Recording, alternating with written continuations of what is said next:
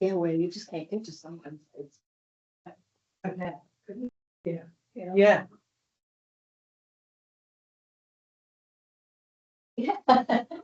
When you're stuck over there. Right.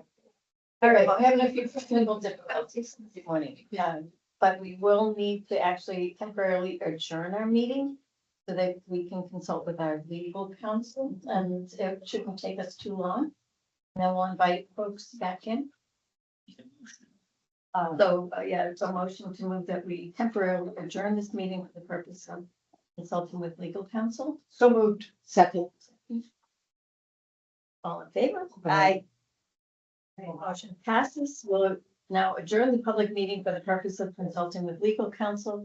The public must leave the meeting room and the door will set then. So the first order of business is to, if we get an agreement on the Teamsters agreement. Yes.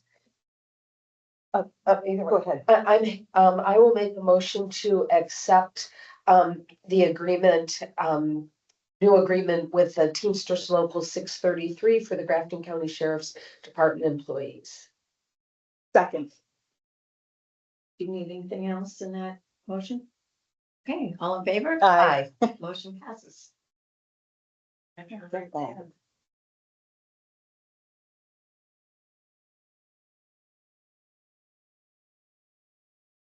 Today is The sixth.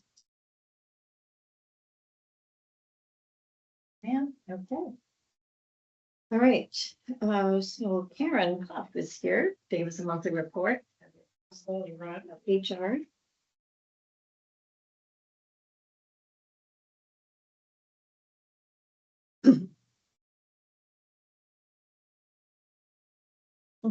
So we had a relatively busy month of Mm-hmm. December.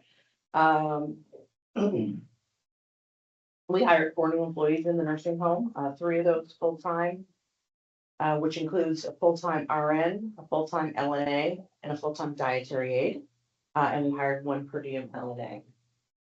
And then in the sheriff's department, we had a full-time. As far as separations, for the month, we had 5 in the nursing home, 2 full-time LNAs, a per diem RN, and 2 per diem LNAs. In corrections, we had full-time officer leave. The sheriff's office, we had a full-time deputy retire. County attorney's office, we had a full-time assistant county attorney relocate. So again, the reasons for leaving, we had 2 leave for personal reasons, 2 who left for new jobs or career changes, 1 relocation, 3 retirements. To sum up the reasons for separations. As far as people moving around within, we had a unit aide, one of our LNA students, transfer to the LNA position. They received their active license. Hey, that's great. Yeah, we had a per diem LNA go to full-time. We had a dietary aide transfer to a full-time LNA. And we had a per diem MNA who went to regular part-time status 24 hours a week. We have 34 active leave of absences. Those include 12 in our nursing department. All but 2 are intermittent. 11 in our non-nursing nursing home departments. All but 1 are intermittent. We have 2 intermittent leaves in our county attorney's office, 2 in our HR department.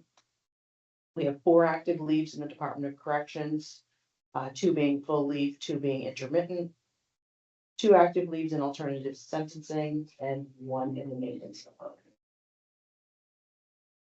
We do have an orientation starting tomorrow. That orientation will include a full-time dietary aide, a full-time LNA, and a full-time LPN.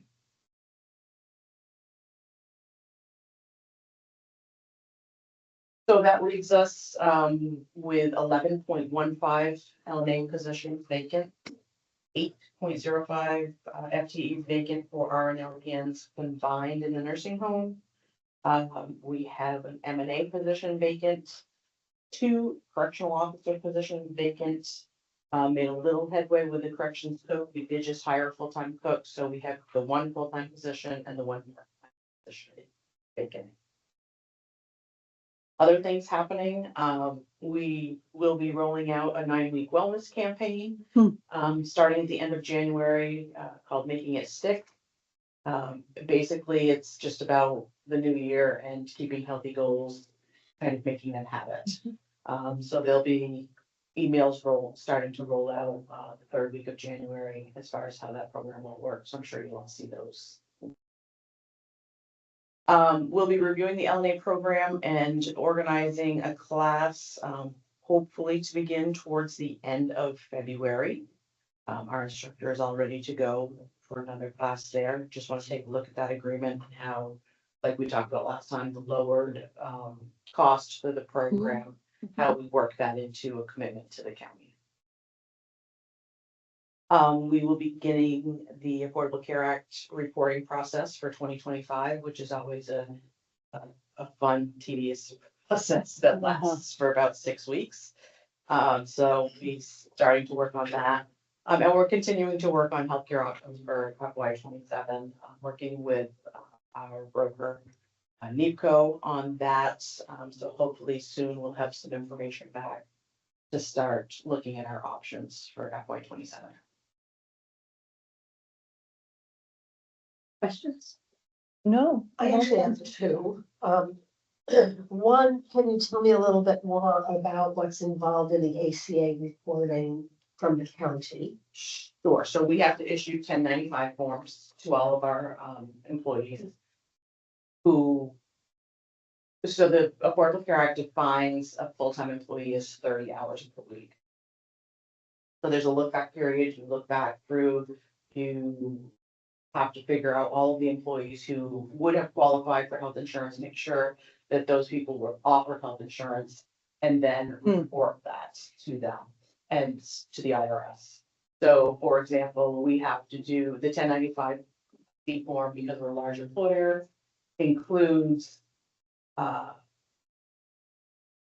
who had health insurance and for the period of time that they had health insurance. So for example, if an employee has a family plan and they have, let's say, a child age out, the child turns 26, that has to be incorporated into that 1095 form. Those forms are due out to employees. I don't have the exact date, but it's usually the beginning of March. So it's not like a W-2 form that has to be done by the end of January. The reporting takes us through to the beginning of March. And my second question, and it's just because I review the invoices, and I don't know if it's for you or if it's for the nursing home administrator. Are we now only using one nursing agency? Because it used to be that I would sign some employees under one agency and then one from a different one, and I seem to be getting just from one company. Yeah, that's definitely a nursing home. Okay, Yeah, it's two predominantly that we're using. okay. Yeah. Because it just seems like one of them I haven't had to sign for a little bit, so I don't know, I didn't know if we had stopped using that or if it was just the way they were currently employed. One of the agency's billing practices are a little slow. So. Gotcha. Yeah, Okay. the other one is very. prompt. Yes, I get, yeah, the one, it's, and I can follow each person we've used and over time, but the other one, the forms are different and I hadn't seen them in a few weeks, so, okay, thank you. I think we're all set. Okay, thank you. Thank you. This year. I will say, I know I sound bad, but I've had this for a week, so I came because I do not think I'm contagious, but I do apologize for the cough. I was hoping I'd get through without it. Nursing home administrator, want to join us?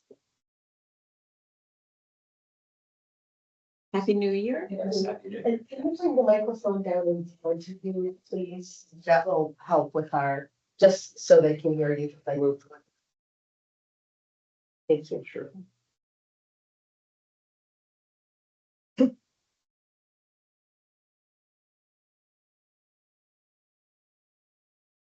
Support.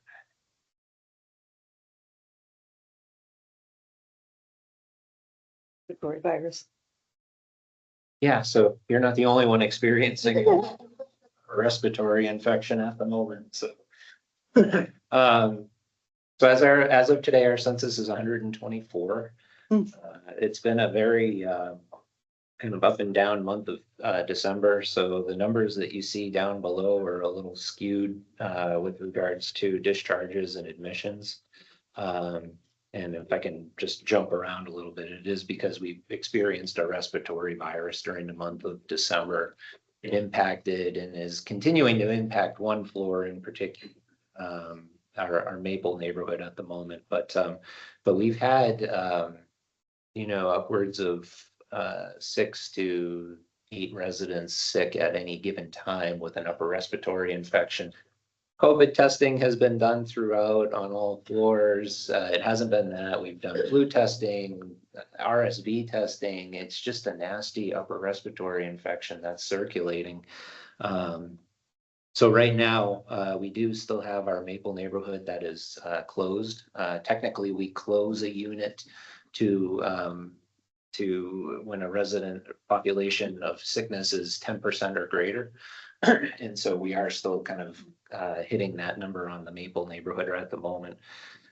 Closed to unnecessary, kind of traffic on and off the floor that doesn't impact visits or anything like that.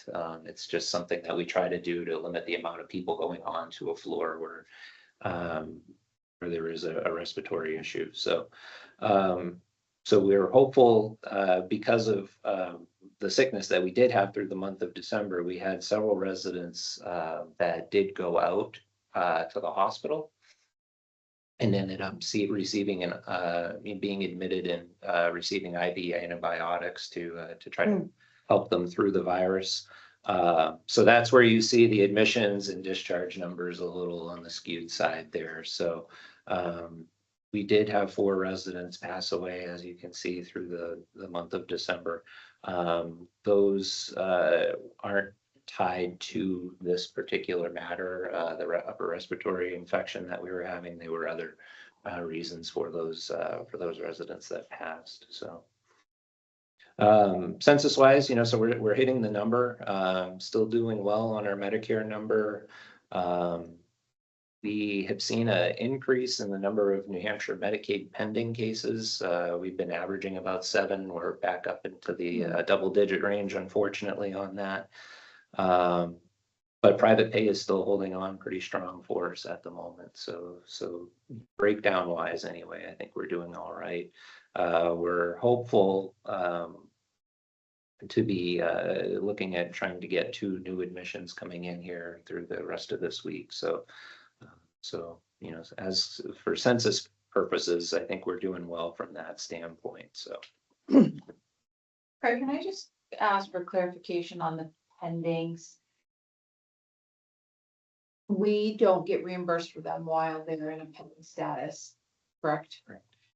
Do we still bill and book that to accounts receivable while they're pending, or does it, none of that happen until they're approved for Medicaid? they're still being billed for, but once they it'll be the retro piece of it Yeah. that comes through. So We book it to receivables Yeah. for right now. Okay, thank you. And then the pending is how long? Well, I mean, is it 90 days still that you could get no? well, yes, the upwards of 90 days. I think we have been going beyond that though, just because of the issues that the state has been going through. So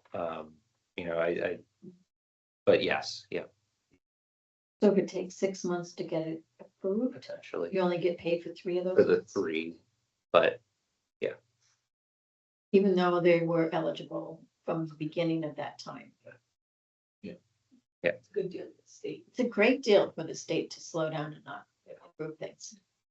so that, potentially ties into some legislation that Senate Bill 543, I think is the one that pertains to the provisional payment system.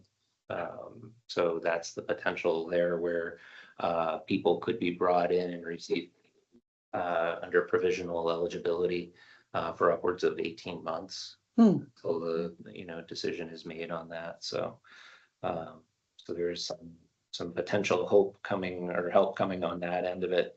I also should say that when I put this together, I didn't have this phone call, but yesterday I was on a call.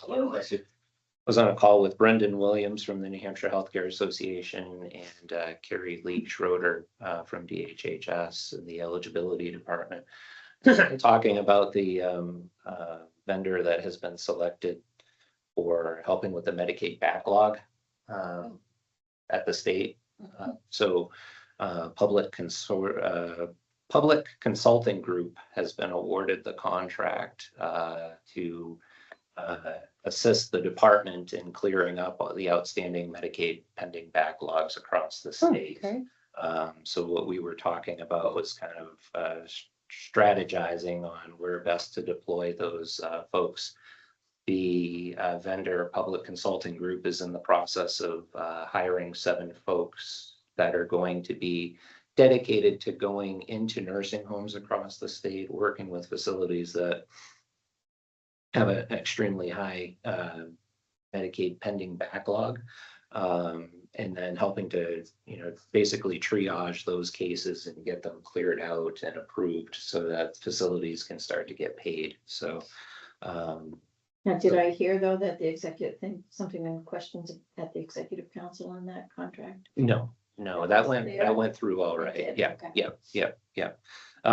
So they're hopeful that everything will be up and running by the 3rd week of February, so that these folks will be in those facilities that, like I said, are, really in need. And from my perspective, kind of representing the nursing home affiliate, we want those folks to be helping out the private sector first, because there's quite a few facilities that are in rough shape on the private sector side. Upwards of $1 million in pending revenue that needs to be in one facility's case. So yeah.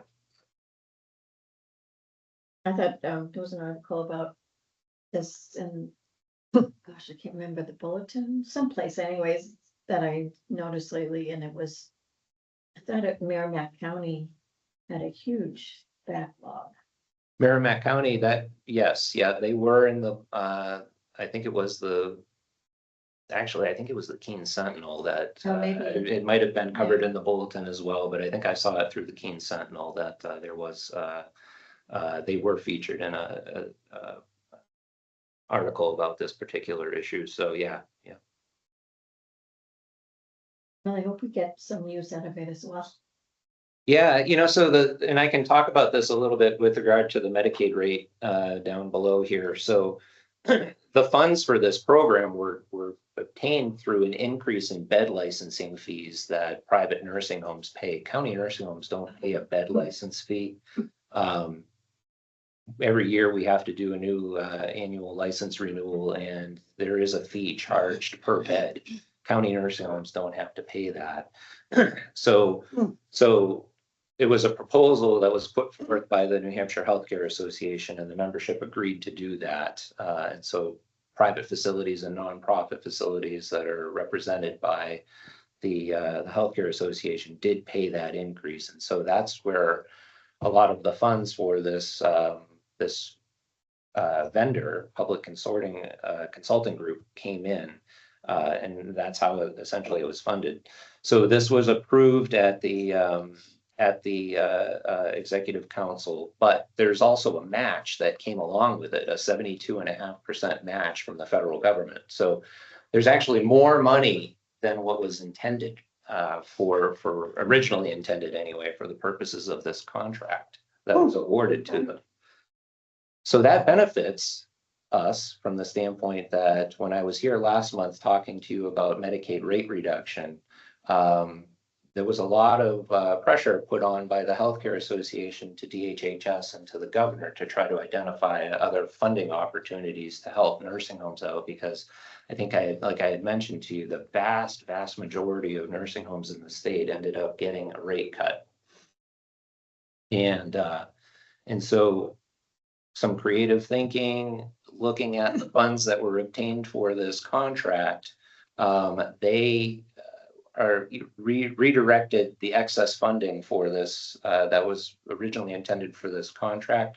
And this funding is now going, the excess is going into Medicaid, or into the nursing home line, the 504 line for long-term care facilities at the state and the state budget. So for us, what originally looked at as to be a $10 rate reduction, actually is more of a $2.90 reduction for us. So our new rate effective January 1st is $250.10. And if you remember what I had talked about last month, the way that we had budgeted, we kept a lower rate for the whole fiscal year. So we're actually getting a $2.32 raise beginning January 1st Over what's in the budget. over what. Yeah, yeah, yes, I got it. Well, that's nice news. Yeah. I think a lot of great advocacy on the part of the Healthcare Association, and it really, it got the Executive Council and Joint Fiscal Committee's approval. So, and they were able to make it so that the funds would be available January 1st. Aside from what the original plan was for a February 1st disbursement. So it's helped out, so. Was there anything else on the respiratory virus? Or was it- No, I thought it was dancing around there, so. Okay. I have a question with the, wasn't there something in the federal reconciliation bill of decreasing the look back to 30 days instead of 90 days? Yes. And when does that go in effect? Is it? I thought probably another year from now. Well, that's when most of the Medicaid changes were. Yeah, I don't remember exactly. I do think it's towards the end of this year, or if it's in January of 27, but yes, yeah. I can find out exactly. It was just, hopefully we'll get a lot of the backlog done before that Yeah, happens. yeah. And I think that's what the hope is with this group Yeah. coming in. I think the thing that gives me a little bit of pause on this is that without knowing all the finer details of the contract, because I hadn't had a chance to see it, these people that are being hired are expected to have kind of like a baseline understanding of what the Medicaid program is. But I don't know what is considered baseline. Yeah. So, do you know what Medicaid is? Sure, it's a federal program, or do you know some finer details of it? I don't know that clarity there. I don't have that understanding, but so it could be a little slower especially when we know how difficult this process is for people going through it.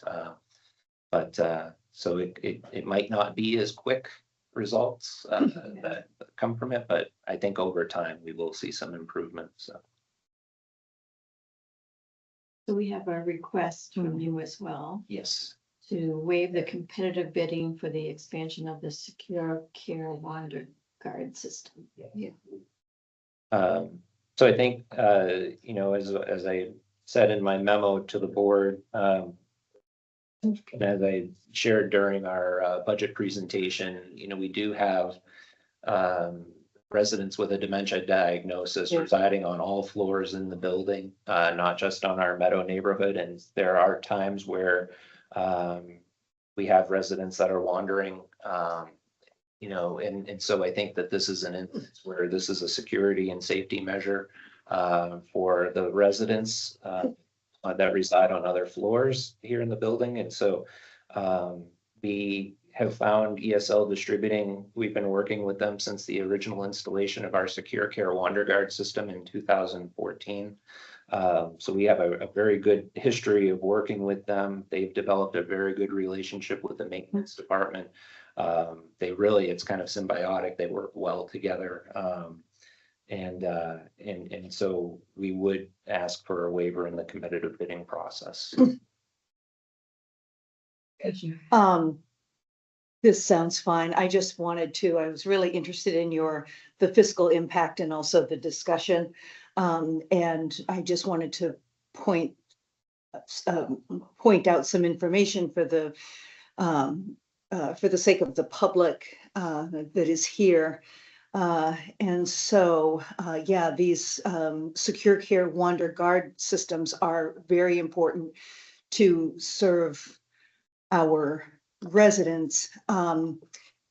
But in terms of the discussion, this quote is $7,485.70 higher than the budget figure used in the nursing home's approved FY 26 capital budget request. The overage is due to increased pricing on materials, which ESL, which is the manufacturer, is seeing related to tariff pricing. I just want to point that out because those effects are being felt everywhere.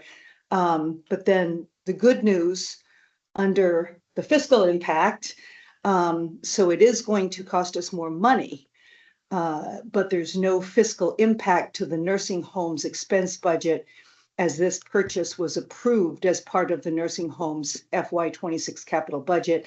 And the overage that is caused by the tariffs will be absorbed by the roughly 10,000 in savings we have with the door automation project. So I just wanted to point that out because that's, people don't get to see the inner workings and stuff. And so I think that's important. So I very much support this. Happy to see it. All right, do we have a motion? Yeah, I'll make a motion as soon as I find out what it is that I'm saying. I'll make a motion to accept the nursing home administrator's request to waive the competitive bidding process and accept the quote submitted by ESL Distributing LLC for the installation of 11 Door Guardian universal exit panels and installation materials as outlined on estimate number 13085 for a total purchase price of $48,507.02. Second. Okay, we have a motion and a second, all in favor? Aye. Motion passes. Much. Thank you. They can't get any of the measurements wrong. I'm still trying to. Any other questions for our nursing home administrator? No, Thank you. Great, thanks. thank you. Minute break. Right here in water. Yeah.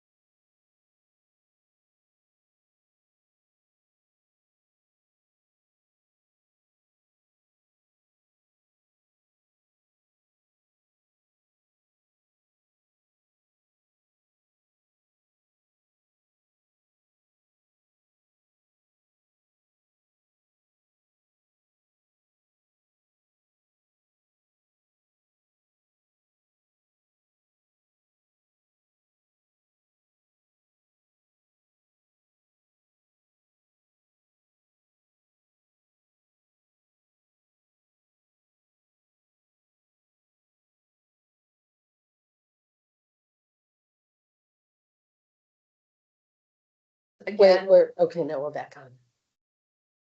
this is again for the nursing home landscaping project. The first bid is from Red Loaf, which is out of Middlebury, Vermont.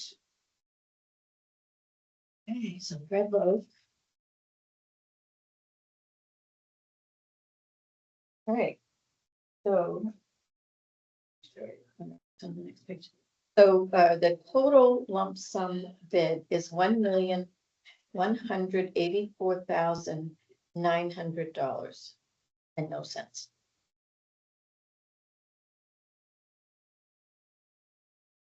There are some deductions on the alternatives.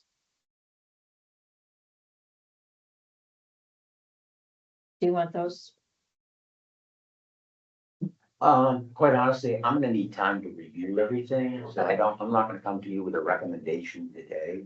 Okay. I think what I'll do is I'll go through it this next week and then come back with you next Tuesday and then make a recommendation at that time. All right, do we have others? The second bid is from Turnstone Corporation out of Milford, New Hampshire. Right, so bid from Turnstone Corporation. So I'll call that the lump sum bid. $1,398,460 and no cents. And they provide a number of materials to go along with their bid. Would you just repeat what, I think I wrote this down wrong. What was the bread loaf? Red Loaf was 1.4, 1,000,001. one, sorry, Okay. 1,184,900, sorry. That's what I thought. And the last bid is from Murray's Market, which is in Bradford, Vermont. Okay, Murray's Market lump sum bid is $783,349.88. 7,000 or 83, 783, 349.88. Grant for $750? Yeah, but keep in mind, we've already spent a certain portion just on architectural and engineering. And we've got 724,648 available. So I mean, the only viable one is Murray's Market, but once again, I need to review the bid Yeah, it's to make sure that we've got everything covered. much less information for you. Yeah, the other thing with Murray's Market, when I put this out, I wanted to know what the experience level was of the corporations or the entities that were bidding it. And, we look for experience and, projects of similar size and scope. What I found out from talking to John Murray is the one who did all the plantings for the front project that year.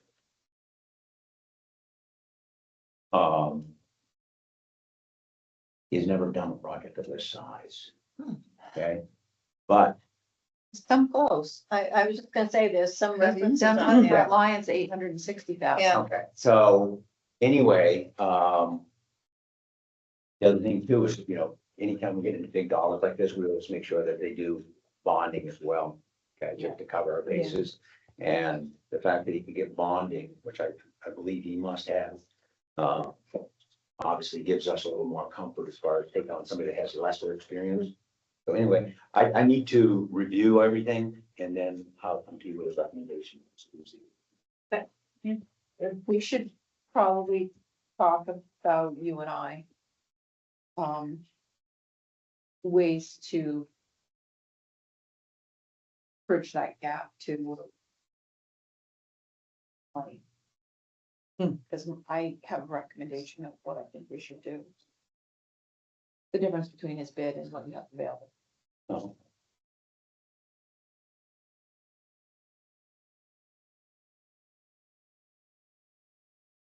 All right. We'll send that as well to them. We'll get those. You have something on the courthouse? yeah, there's actually two other things I want to go with you. Obviously, this here, the courthouse building committee, just update on where we're at since we last met and really need some guidance, okay? I guess we'll jump into that. And then before I go, there's one other quick thing I need to tell you that happened. Well, I found out about it yesterday. It's significant. Might be very costly. Significant relating to what? Related to the complex as far as the facilities. And it's something I became very aware of yesterday, but you just need to be aware because it's gonna be significant cost that obviously, Do you mind if we do that first I don't care, and as then, long as I get to tell you both. yeah, I think. Otherwise, we'll be sitting on the edges of our. Want to be able to concentrate? Yeah, Okay. In the complex, we have 4 underground fuel storage tanks. They're anywhere between 10,000 to 15,000 gallon capacity. Over at the Department of Corrections, that one there's 15,000 gallons, and it has about probably 6,000 gallons of product in it. One of the things that my department does, do you remember a number of years ago, I'd asked for some fuel polishing equipment? Yep. Basically, it's a equipment that's specialized for filtering all the fuel to get particle matters out. We do a lot of fuel treating. It saves us tons of money. We've been doing this for probably 4 years. Never had an event. Well, we had one last week. It wasn't a spill, thankfully. Okay, so I mean, that would be really bad. But what happened was one of the tanks got contaminated. oh, what? So what happened is one of the newer guys had been trained on doing above ground storage tanks as well as the underground storage tanks. He was trained on the underground storage tanks on the tank over here.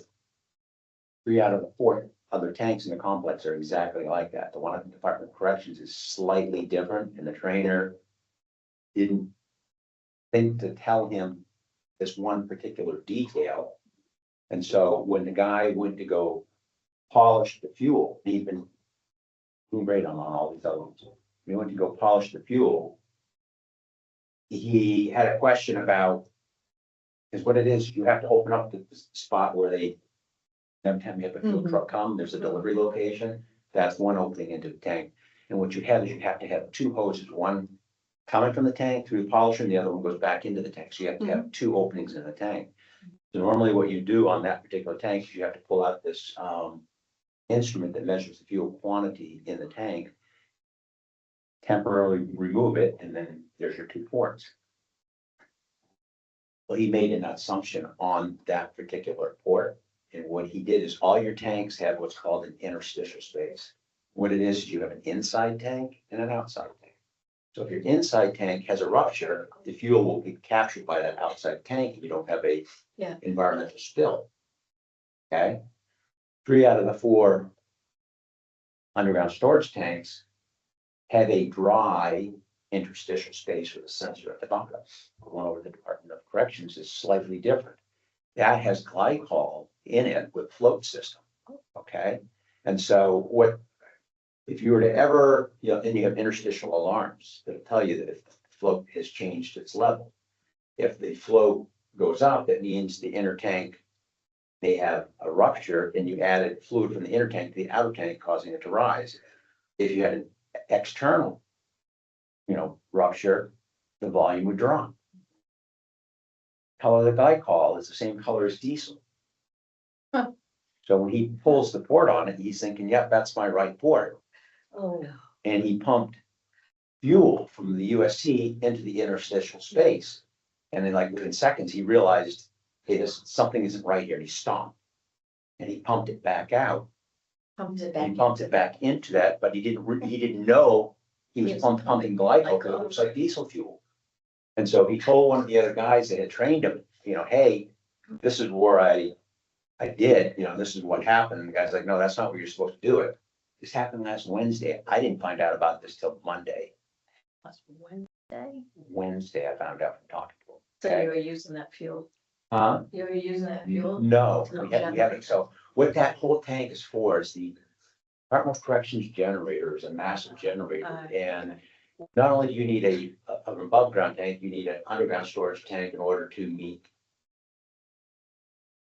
NFPA 96, or no, not 96, 110. Anyway, one of the NFPAs, you gotta be able to run for a certain duration. And with the above ground, it wasn't enough, that's why they did it. And the in-ground feeds the above ground automatically. Systems and flows and all this other stuff. So.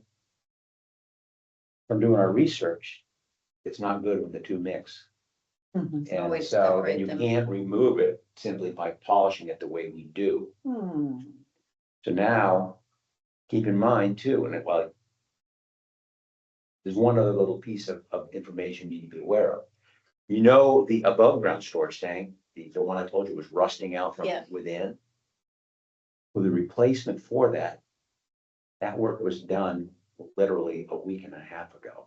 So we went from a 3,400 gallon tank, base tank, to about a 520 gallon tank. It just means that pumps that will work more frequently from the UST, the underground storage tank, Mhm. to fill it. And that was all set. Now what I had to do is I had to turn that pump set off and lock it out, because we don't want to put the contaminated fuel into that above ground storage tank, an AST. Now I have no way of filling that AST, because it's all connected. There's no external fill or provision for it. So I've been in contact with New Hampshire DES. I've been in contact with Lakes Region Environmental, which is the company that did the work. They're actually here this morning. They dropped a bunch of work for our sake, other customers.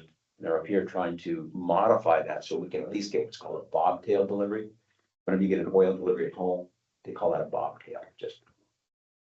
And so, they're gonna modify that so that we can be assured of always having enough fuel. We're just gonna have to micromanage as far as making sure that that never gets too low.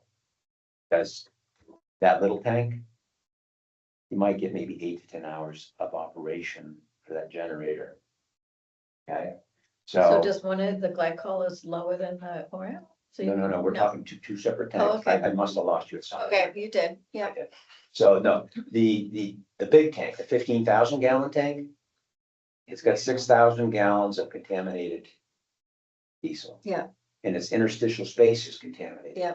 So what are you gonna do with that? How are you gonna? Yeah. Back to. It's a good Yeah. question. So I was talking to DES about that. I'm thinking, here we go. We're gonna pay for the disposal of 6,000 gallons of diesel fuel along with whatever's in that interstitial space. And they got talking to their engineers and they said, quite honestly, if we would recommend that you get your diesel fuel in that tank tested. And if it's not, it had just light contamination, your boilers will take that no problem. So I can remove it from that tank and put it into our other Mhm. underground storage tanks, and we don't lose that product. Yes, we have to pay to have it removed and transferred. But we don't have to pay disposal costs on contaminated product. The boilers will easily handle that. So I'm hoping that's the case. I had somebody come up from Power Generator yesterday, and they took 3 samples in that underground storage tank. One at the top, one in the middle, and one at the bottom, because I want to see if there's any stratification going Yeah. along, because I think this glycol will have a tendency to sink to the That's what bottom. I was thinking. Oh. Yeah. So, and then those samples were first or 1 day air to PA, where the laboratory is that's doing the examination. And as soon as I find out what I'm dealing with, then I'm gonna call an entity like Clean Harbors or something like that that deals with this sort of stuff. Because that'll make a difference, because, you know, moving product here and salvaging it versus having to ship it off and having to pay disposal on it is gonna be hugely different. So I gotta know what I'm dealing with. So that's that one entity with a tank, you know. Now, when we empty the tank is gonna have to be cleaned. And any residual from the cleaning is gonna have to be pumped out and sent off and be environmentally disposed of. Same thing with the interstitial space. It's gotta be sucked out. That one does not have to be cleaned like the inner type, because you're not worried about Right. uh, Happening again. some sort of gelling between the glycol and the fuel, with, clogging up fuel filters or injectors and that thing. So we can get that one emptied as it'll go, but it doesn't have to be scrubbed. And then it can be refilled with the glycol to the proper level, but I gotta find an entity that knows about this tank. Most likely, I'm gonna go back to the tank installer that did the original work, have them do that. So So do you, we have any coverage, insurance coverage for an accident like that? I think it's our own negligence, so I would say no. so, and then so, like I said, the We above can, ground storage tank, though, has been my most immediate concern, because if we have an outage, I have to be able to refuel that. Yeah. Okay, so that's what we're immediately working, Right. while we're waiting on the lab results on the samples, and as soon as I get the lab results, I'll know. I'll have a greater idea of what the magnitude is. Anyway, I want you to be very aware, because it would be expensive. Like I'd have somebody like Clean Harbors come in here, and you're looking at disposal costs of contaminated fuel or residuals and all that stuff. It's gonna be very expensive. Do you know how long, how many minutes it was of transfer that went on before he realized? He claims that when he started transferring fuel into the interstitial space, he said he knew within 3 to 4 seconds it was wrong. He immediately turned it off. What I don't know is how long he pumped from there back into that tank. So I'm not sure the volume of Yeah. what he pumped in. So I mean, it could be anywhere between 5 gallons and maybe 50 gallons of glycol, I don't know. Well, there you go, something to do. So With all your extra time. well, obviously, I pointed out, there's obviously some weakness in the training. Because, I mean, there is a difference between the tank. That trainer should have gone over there and showed him difference on that, and that didn't happen. It's a responsibility, because I assumed he did and he didn't. Secondly, the other thing too is there's also some weakness in another part of our training, which is anytime you have underground fuel storage tanks, DES requires that you have a class A, B, and C operator, and they all have different entities. The A is basically overall management. B does a lot of the training. C is the one that responds to spills and that sort of stuff. And so everybody's considered a C operator. The guys get trained every 2 years. It's a requirement on C operations. Well, C operations focuses on, spills, the amount of spills, the notification processes, where spill kits are, blah, blah, blah, blah, blah. But it doesn't talk about interstitial spaces, and it's not required to. But I can see it's a weakness, because they should have told us immediately when were getting interstitial alarms, okay? Anybody that's an A and B operator knows about that stuff, but not the C Not the- operator. So I'm gonna go back to my plan and go above and beyond, because Yeah. now we've gotten into an area that they don't tell you you have to do this, but I see the need to do so. All right, well, thank you for letting us know about it, and we'll look forward to hearing some good news about it. Well, the good news will be getting it fixed. Right. The bad news will be the cost of that. Right. And, Yeah. so just- Any questions? No, thank you. No. Now on to the courthouse. Yes, all right. All right, so, we were we were requested to seek space reductions from all the departments and agencies, including the judicial branch. So we sent out emails to all of them. The county attorney's office reduced office space from 32 to 26 staff, so basically they cut into their long range Mm. projection, because keep in mind that, the facility is, we don't plan for today, we plan for 20 years out, anticipate changes. The sheriff's department, they had a significant request. They requested that the courts be on the first floor and all other offices be on the second floor, including themselves. And then they reduced the offices and consolidated other spaces and reduced 11 parking spots. Okay. My department, we reduced a couple of parking spots. Probation and parole eliminated 1 office and 2 parking spots. The judicial branch feels they provided sufficient concessions during the initial program, plus don't want to concede any more space at this time. And there were a few that didn't respond. I don't think I we've think heard we got a anything. letter, didn't we get a letter that you sent us from the judicial? I forwarded you Yeah, the email yeah. that we got Yeah. saying that they weren't gonna, they couldn't do anything. Then of course, I don't think we've heard at all from Deeds, Bar Association or DMV. I mean, the Bar Association and DMV are Combined 1,000 square feet, so They're How much are minuscule. they? combined, there may be 1,000 square feet, That's so what I it's was gonna not ask like. about the bar minuscule. association. And I have no idea where we stand on these. So, They did not respond to me. what's that? They did not respond to me. Okay, that's kind of what I expected. So, you know, some obstacles / challenges, however you want to look at it. We've had lack of feedback from some departments and agencies, the judicial branch's unwillingness to concede further concessions, even though everybody else had to. And then, wanted to let you know that LaValley Rensinger provided a proposal, which is attached, for the additional work. But at this point, it seems illogical to proceed without resolving issues 2A and B. You know, we only want them to take one more stab at this, and it needs to be, this is firmly what we're doing. So we don't want to keep on having to leave money on architectural and engineering fees. You know, by doing dribs and drabs of changes, you know. So potential solutions. I mean, these are just suggestions. Once again, I said, we're seeking some guidance here.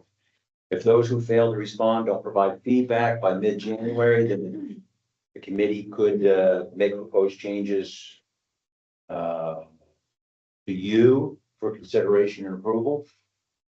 And then the other thing with the judicial branch is suggestion that the commissioners warn the judicial branch that it's in their best interest to make their own concessions, or the county will do it for them. If they balk at that, then and you want to reduce the building, I guess you might want to reconsider doing just our in the building by ourselves. So Well, that's a bigger question. I know it's. That's a but question we no longer want a court system here in Grafton County. It's significant, but the Yeah. thing is, I mean, it's, if you can't get the thing to pass, and we know we gotta do something. You gotta consider it. I think we need to restate though how we look at what their response was. I didn't read so much that they were unwilling. I read that they had already reduced it from the Danson report to the size. that it That's is. So would correct. everyone else. Everybody else did the same thing. Yeah. And that we included them in the committee so that we would know what it was that they needed. And they are going to be paying lease. Their lease will be paid based on that size and those pieces that what they need. Whereas our other departments are more under our control and don't necessarily pay us a lease fee. Okay, so one of the. So we don't things want to drive them out ourselves. One of the things I see is the state never came to Grafton County saying that, hey, we're dissatisfied with the space that we currently have. You know, it's got all these issues. We're the ones that self-identified, you know, we have problems with this building. And, you know, once again, having ownership, the onus is on us, Grafton County, to either fix the issues in the current building or replace it. And of course, you all know the outcome of the E.H. Jansen report. And so my point is if they're satisfied with what they have now, which is far less than what they'd be getting in a new building. But yet if they get a chance to go in a new building, well, we wanted to meet all of our standards of today. I'm drawing a contrast between those two things. So if on one hand, if we do nothing, you're satisfied and you're, willing to continue working where you're at. But on the other hand, if you do build a new building, it's gotta be this. And so I guess what I'm trying to say is if they conceded more, it would still be far better than what they're in now. It just may not be everything that they want. Like, in other words, I see things in that program. This is just Jim speaking for Jim. That I think could be cut. Like for instance, I look at got Superior and Circuit courts that have their own individual break rooms. Why couldn't they have a combined one? Further, share a resource like that. That's just one example. You get this humongous jury No, just do Assembly. assembly room. We don't have anything like that in that building right now, you know? He said, well, we may hold court in there too. So there's things in the program that they don't have now that are far more than what they currently have. So in my mind, I'm thinking they can make some concessions if you got down to the nitty gritty. But once again, it's not for me to put that on them. I mean, you've got a building, we know we gotta do something, and you have to sell it to the public. And the thing is if you can't sell it to the public, you gotta do something. So, I mean, it's a hard decision. Yeah, I know. I just look at it as the expectations and security have changed so remarkably from 50 years plus ago. We're not talking about compromising security in any way. I don't know that unless they're sitting at the table telling us that some of those things don't make a difference in how the courts are run or how things are done. They've got a room. This stands out in my mind too. So when they do, you know, if you don't go through the courts, but you go through, what is it, arbitration? They get a specific area set up for arbitration. Why couldn't you use a conference room? Arbitration, why is it gonna be a dedicated place just for arbitration? So we You should know? probably ask them those questions because most of the cases are solved now, right, before they actually go to trial. So Hmm. maybe that's, you know what I mean? I just feel like we're not qualified. We asked them to come to the table, went through a lot to get them to the table. Mhm. To make sure we knew what we Mhm. were doing and that they would be there and pay their, Mhm. you know, so I'm just personally, I'm just a little worried that we need to hear from them why things are important. Commissioner, I know you want to. Oh, um.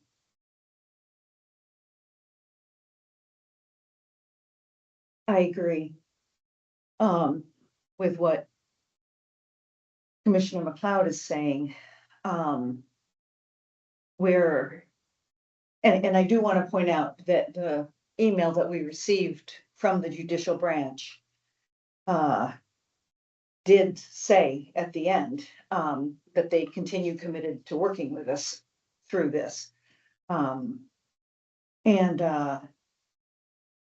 I'm, so I wouldn't be comfortable in making any changes to the courthouse. The courthouse would need to do that. I'm a little bit concerned about the other changes that have been made. I appreciate it. The county attorney reducing office space from 32 to 26. I mean, I just want this to have staying power for these departments into the future. This is what they came up with. They were asked to just ask for needs versus wants, and they did for the first time. So they're being, I just don't want us and Grafton County taxpayers to ultimately end up with a product that isn't what it needs to be. So I just kind of want to review this for a second. Sure. And that is to say that we're trying to, I don't want to say a square peg into a round hole. We're jumping through all these hoops to try to make this passable to taxpayers. And I don't know if there's really anything else that we can do.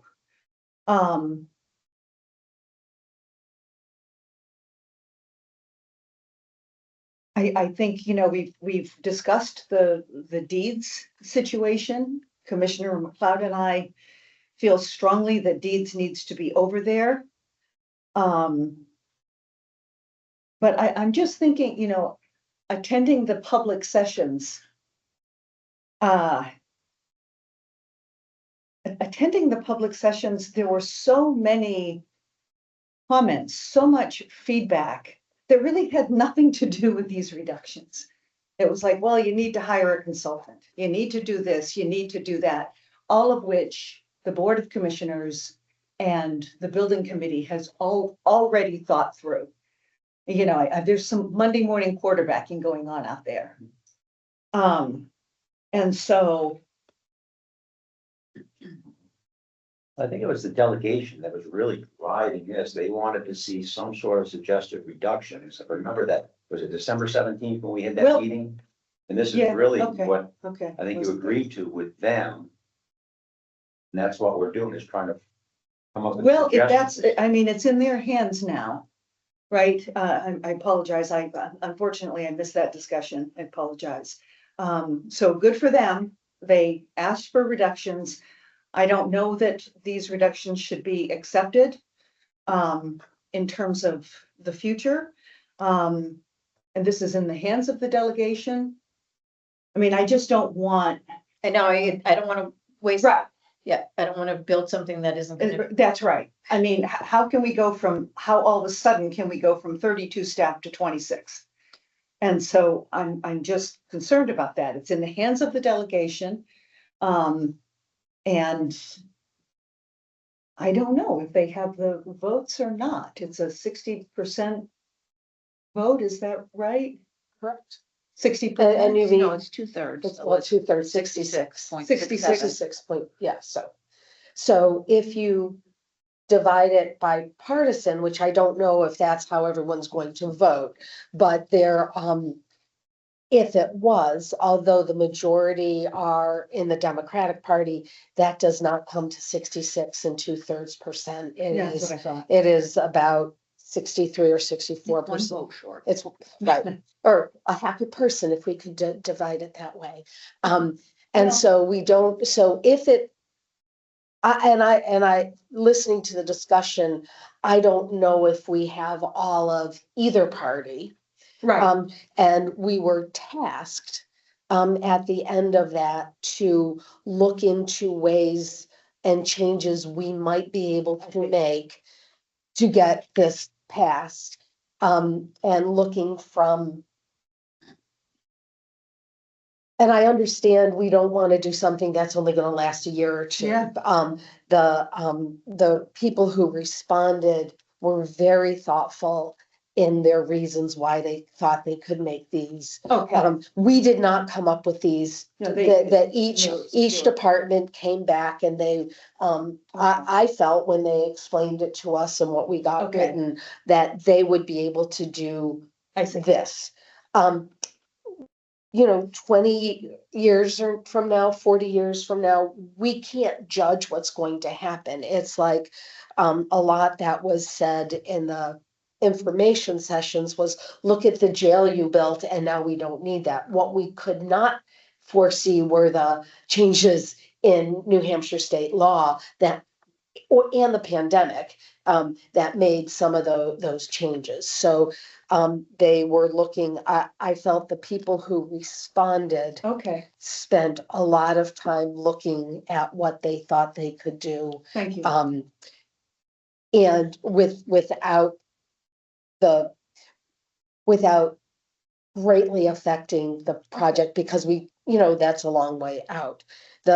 We were tasked with this with the thought that at the last executive committee meeting, it did not seem that there was enough votes to move any building project forward. But also a lot was said of, we know we need something new. So the committee was tasked with trying to find options. Okay. And which is, I will commend all of the people who responded to us because they were very thoughtful in their decisions. With some of the sheriff's recommendations, we spent time with the sheriff and with the architects on a Zoom meeting with some of the people online on how that would work and security wise, how it would work. And those were some ongoing conversations. I think the point with the state is, if you think back to all of the public meetings that we've had and a lot of the feedback that we have had, it's the state's not paying anything to build this building. Mhm. which they are not. Mhm. But yet they're trying to dictate to us exactly how much space they want, the level of the space they want. And we're saying, we're having a really hard time selling the building. Can you please help us out? And they're saying, no, we can't. Okay. So do what we ask. We're not gonna pay a cent for it until, you know, we pay for a lease. This square footage is no more than the space we lease to them today. We lease 21,000 something square feet today. Their space is 21,000 something square feet. So other than increasing the lease price, which obviously we would do, Uh-huh. we're not gaining space that we're leasing to the state. So that's, I think, from my perspective, is the response we got from the state is, you know, we can't do anything else. I think they can do something else, and I think that they should be asked again to say, we really want to be able to build a new building. We need to do something, and we need your cooperation in helping us cross that goal line. So are you saying that the space they have now and the space in this new building is the same square footage? And we're asking them to make smaller space, to exist in a smaller space? You say that, does that include the, the 30% they add? as far as Hallways and walls. All that stuff? I'm going off the square footage that you've given me for that building, and I'm going off of the report, the right-sized report from. It does not include any common spaces. It doesn't include lobbies. It doesn't include, which in my opinion, they should be paying some If they're percentage supporting of that. their work that they do, then they certainly should. But I don't think we do that today. I don't think they pay anything for the lobby, the seating area. My point. Yeah. I mean, obviously, those things add up to the overall square footage of the building, and that's why it's a bigger building. But I think the other thing to consider is that building. Like 21,000 square feet in that building that's built like it is with the architecture that it is far less effective than the square footage that they'll get in a brand new building. So. I don't know, I just, like Jim said, they don't have an arbitration room, they don't have a jury assembly room, they, you know, are there areas that they can go back and look at and say, I know what their standards are, I know they designed it to the state standards. The state standards apply to buildings the state's building, the state's paying for to build. That's correct.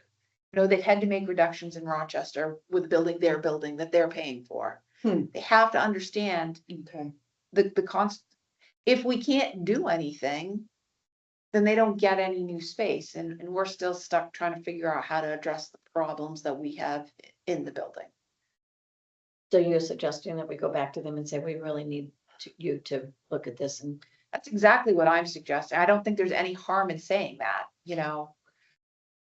I would say that I agree with Julie, but I also feel like this is not the time to put a line in the sand and say, if you don't, I think we ask for something, but I don't think we say won't put you in the new building. I think a line in the sand is too far, but I think we need to go farther than we are, like Julie's saying, is that we need some concessions, or else we will not be able to build a building.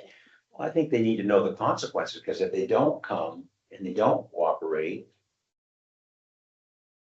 and we can't build that because it's not gonna pass, we're in a corner. Yeah. And the thing is, we don't want it to go that way. Right. We prefer that they stay in this building, and we implore that they can work with us and reduce it further. I mean, if we all had to do that, why can't they? Like Julie said, they're not building this facility for themselves. Where they can stick with the standards that they have. This is the lease space. They don't have as much skin in the game. I mean, they might occupy all this space, but if I'm understanding correctly, it's the county that's bringing to their attention the need for a new building. They're not asking for that. So I don't think that they have any sense of the need. And so I think that that's why they can say, no, this is what we need. Whereas with our own departments, we have more whatever. So do you really think it's gonna make a difference in the vote to actually reduce it by some small amount? No. Like what percentage is your goal? I think the, We can't make that. I don't know, I don't know what it is, I don't know what other people's thoughts are. I can't be dogmatic about that. I do know that when the delegation was here, they targeted deeds. I personally disagree with you as far as them being over there, but that doesn't matter. I don't think they should be over there, and that's a huge Well, amount, that's the My biggest question nugget though there. is about what percentage are we looking for? Well, I guess what I'm 5% saying is with reduction in the them, size? You're looking at, if they weren't in the building, that would be 5,000 square feet. You know, Julie mentions, I don't know, did you tell them about the thing with the garage and what you discovered? Well, that's relevant now, but anyway, you know, with these further reductions, I think it'd probably be significant to sway. These by themselves, You really think honestly, that? I think we're kind of, I don't think so. dangling out there in the wind. I would agree with that assessment. And so, you know, I don't think so at all. I mean, in attending the discussions, I mean, there was a, understanding at Plymouth, and at Bristol, for the expense and the need for a new courthouse. In my neck of the woods, there seemed to be agreement on it. But as far as, I mean, if the vote isn't there, I don't think taking deeds out would cause the vote, I mean, because people are very nervous and about whether, I don't want to say that, people are very nervous about putting, I mean, taxpayers are nervous about putting this kind of outlay of money right now. But I guess what I was trying to say, and I don't know if I'm making myself clear, but in private conversations that I've had and in listening to the citizens' feedback, I heard so much more than just, well, you should reduce the space. It was whatever you throw it against the wall and see what sticks. There was like any number of issues because for some people, there's absolutely no desire to go forward, regardless of how big the building is at this time. I don't think taking deeds out, I mean, just to repeat that, not to be boring, I don't think, and I said Oh, that. no, I completely agree with you. I don't think there's any, I think it's all political, frankly. Yeah. It's just all political. So it really, until there's a change in that. Yeah. I don't think, we can go through hoops and do all kinds of somersaults and jumps and stuff like that for them, but I'm not sure make any difference. Can I just say, Yeah. one thing that's kind of, so I agree with what you're saying. And so can we just have a more full-throated discussion about, because I know it's been brought up in the past, but it's been kind of dismissed, and I guess I'd like to hear it discussed. Potential solutions, which is number 3B, the last sentence. Could we just hear more about if the state balks at that, then the only other recourse is to redesign the building absent the courts. I've heard interest in that from taxpayers, whether there's enough information available, whether that's a good decision, I don't know. But I know that when it's been brought up in the commissioners meeting, it's been said, well, that would make it difficult for other departments like county attorneys. I do know, right, in the history of Grafton County that the courts, I don't think it's necessarily a matter of not having a court facility, but just not having it on the county campus. I mean, where else has the court been located? Oh, it's been over 50 years it's been here. It was in Woodsville prior to that. Is that courthouse now? As far as I know, I obviously wasn't here, so I can't answer that for you. Question? No, isn't the housing, isn't that where the courthouse used to be in Woodsville, where the housing is now? Oh, it was next to the post office. Yeah, yeah. I think that building was way back. But the jail used to be in Haverhill Corner, and, you know, it wasn't a contiguous campus anyways, 200 years ago. So, Yeah, sorry, but my uncle was a judge when it was in Woodsville, and so that's why. That's why, Well, I think the bottom line is we won't have a courthouse. We won't have you these. really function- don't think that, No, I don't. I think they will just move them. They are cut so deeply oh, into the budget of the Okay, judicial okay. system okay, right now that I okay. think things will just back up for years. I mean, we have people already down here that have Well, been here for it was- years, Okay, awaiting trials, yeah. all right. So, I mean, I see us at an impasse. It's over. What do we do? Because, I mean, the committee's done what we were asked to do, Right, and we can't go any further. The other thing I think you need to be cognizant of is you've got those ARPA funds that are only good till December for the A&E fund, for the architectural and engineering work.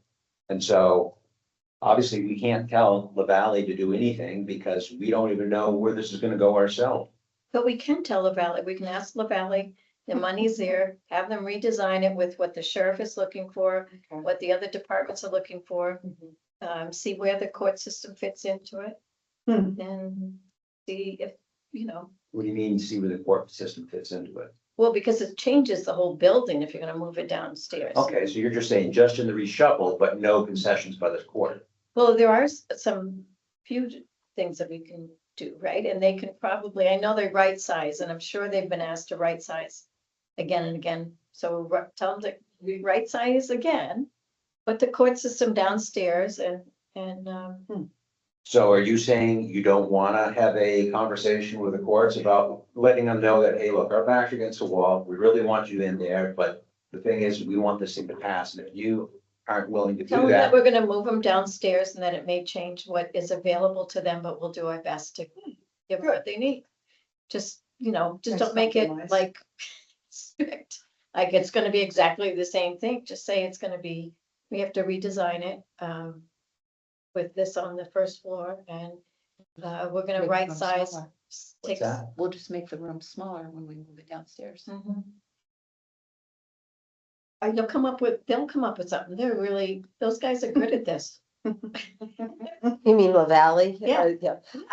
I do think, my personal opinion is that, fine if we want to go ahead with the design, but I think we should, go back to the courts and say, what can be consolidated?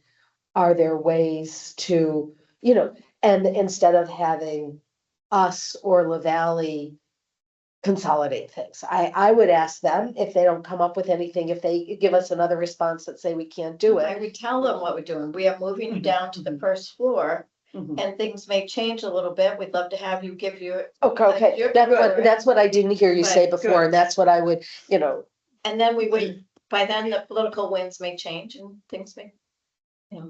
It's gonna cost more for the sake, for a smaller building, but and that's one of the things that, the, people at La Valley Brensinger is that they have watched things as Yeah. they've shrunk actually end up being more expensive and less of a Yeah. building, which as we do this, it's going to, it may very well happen. And I think we said that at the last executive committee meeting. Yep. But it was still put off that we needed I believe that the committee, and most of the members are sitting in this room, worked very hard to address the executive committee, questions for us and what can we do?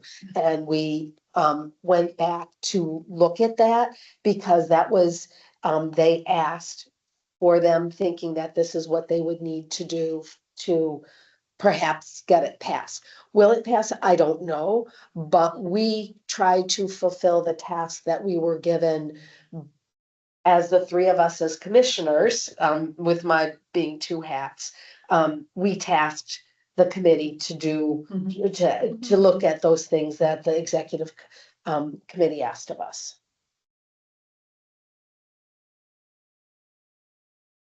Well, I think what Commissioner McLeod said and what Commissioner Hedberg seems to support is us informing the state that we're making the change that appears in the A section about downsizing or moving. And We'll do our best to meet your needs. right. Right.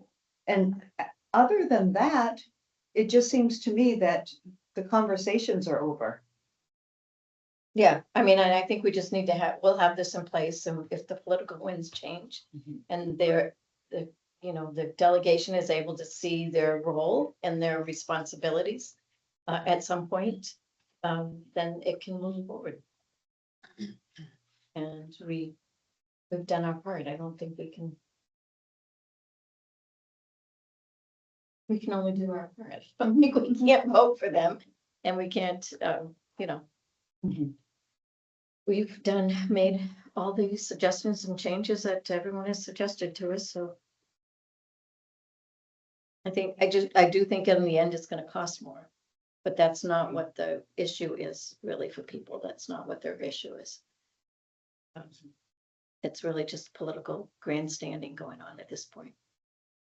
It's Representative Hunt to come in. I thought the same thing, that he's somebody who understands the responsibilities. Representative Hunt, John Hunt, spent in the State House for a very long time. Very smart, fiscally conservative Republican, I think.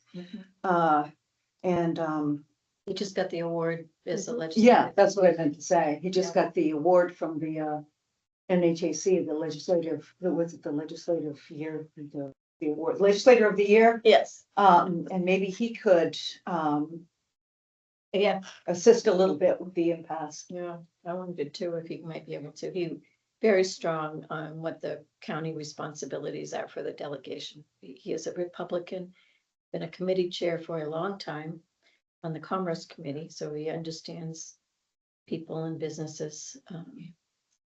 And I talked to him for quite a while at the Yeah, meeting. which is So what are you gonna reach out to him? Well, I mean, we can suggest it. I think it's a delegation. It's not our role to do that, but it could be something. The delegation, maybe the chair and the vice chair might invite him to a meeting.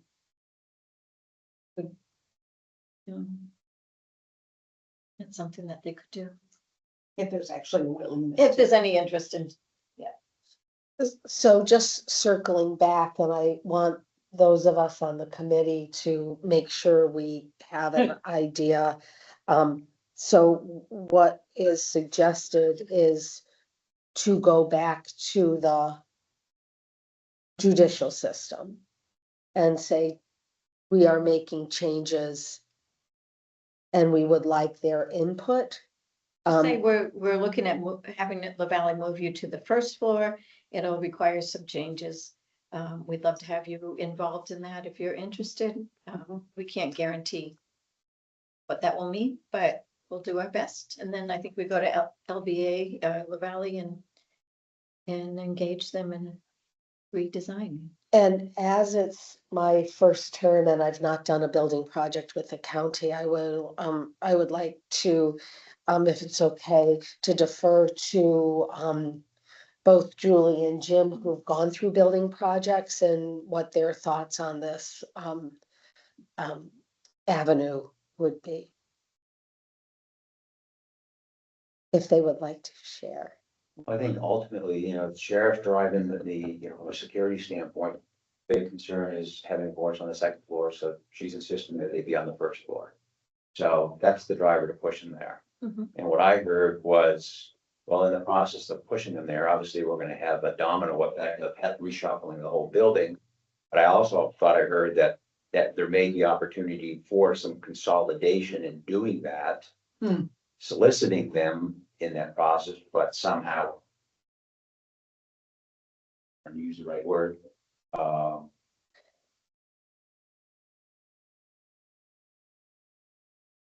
Encouraging. Strongly encouraging, Hmm. whatever, to do that, To do what? Sorry. to consolidate in the Consolidate. process of, The I don't know court if the system? word is consolidate, I would just say Yeah. redesign.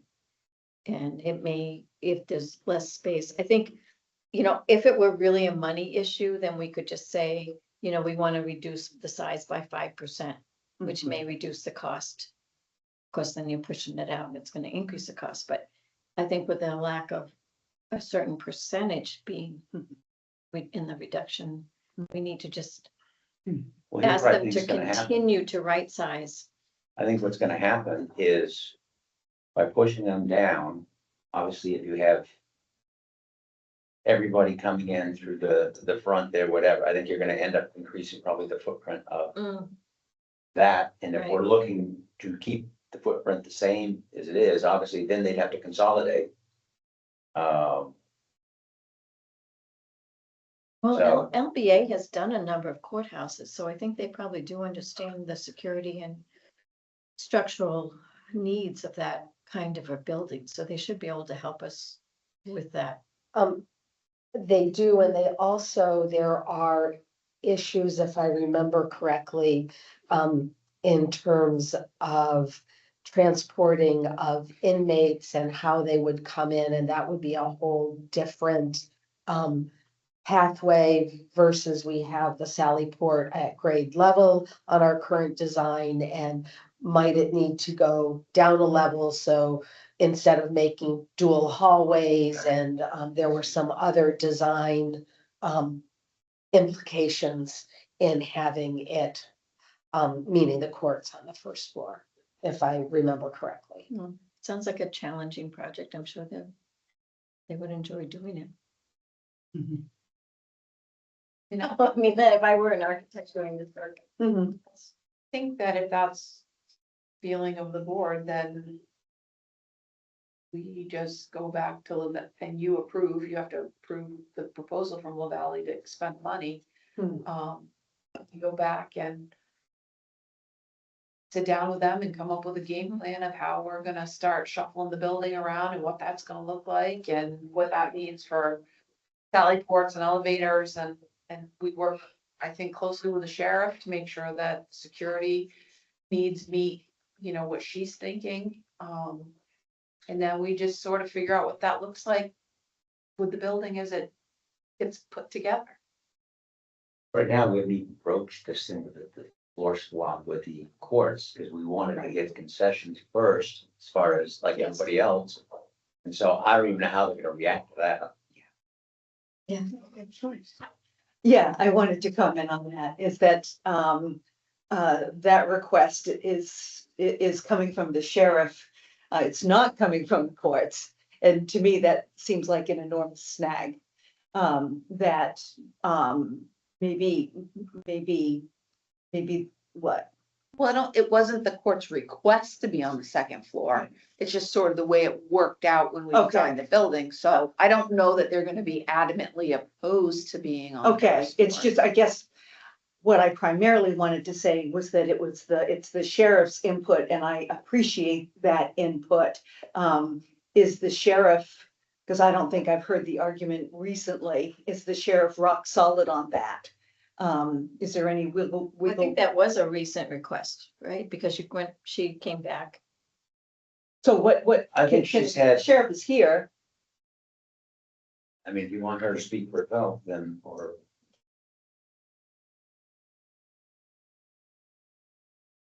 Up to you. I mean, You have the question. Go ahead and ask. Thanks, Commissioner. Sheriff, I haven't heard, the reasoning, I think, since this is a sort of a significant change, and it's coming from your department. Can you just weigh in on that so that you can bring me up to date of the importance of that request that you're making? We just look at it as if people are coming in on the first floor, and there's a rather large lobby space with numerous different departments on that first floor. our security has to keep track of all those folks, but then add in the staircases and an additional lobby space on the second floor. Now we have to station someone up there to do the same.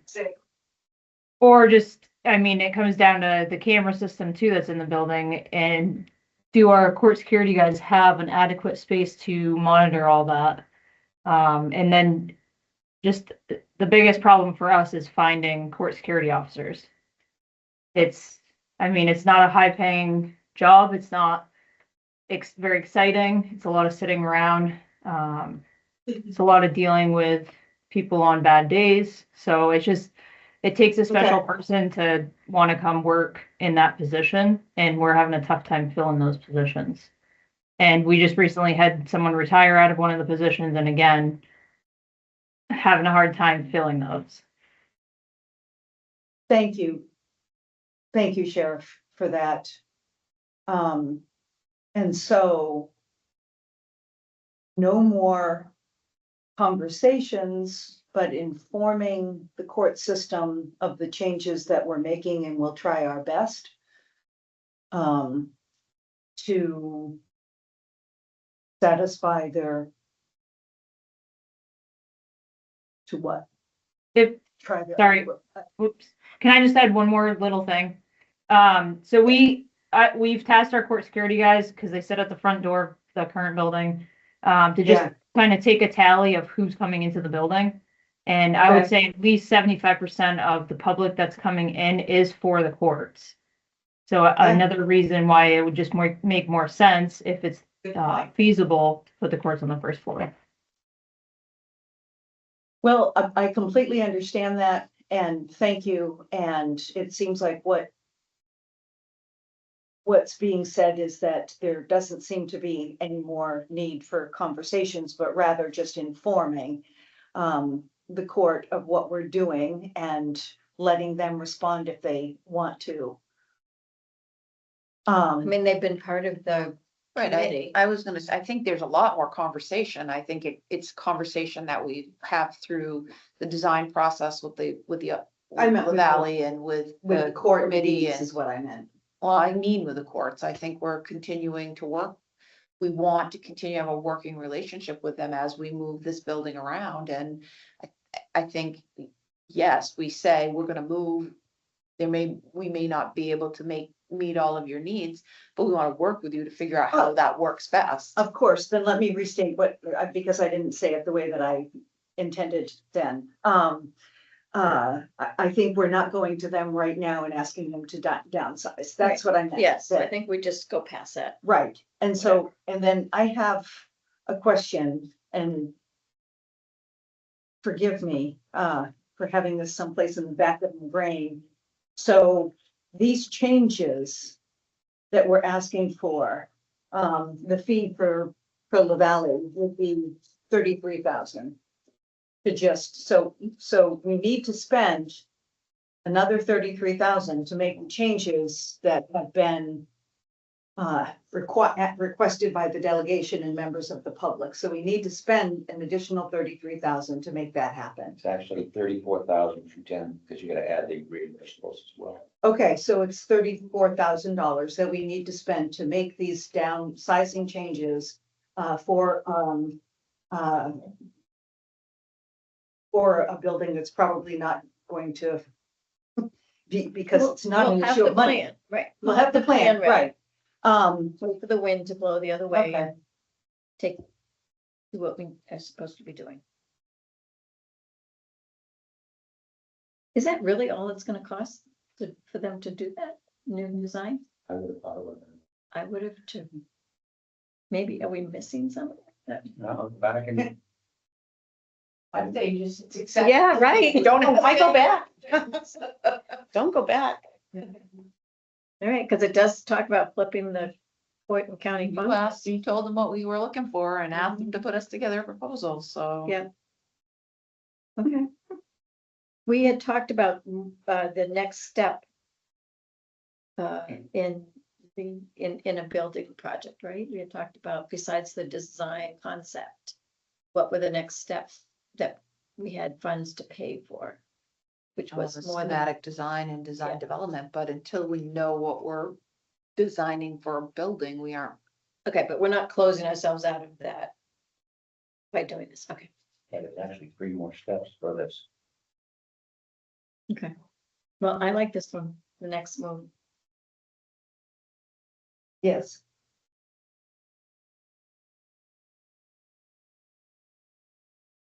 Well, for those that are in the committee, I'm assuming probably a meeting with the valley and probably having, the courts involved in that to have a discussion.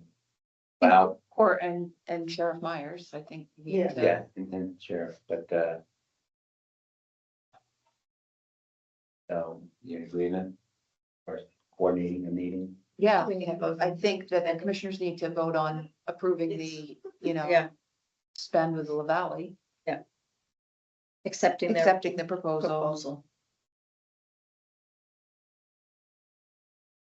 So I will make a motion to accept, the Valley Renter's proposal, to start reevaluating, our plans for the dollar amount as listed of $34,210.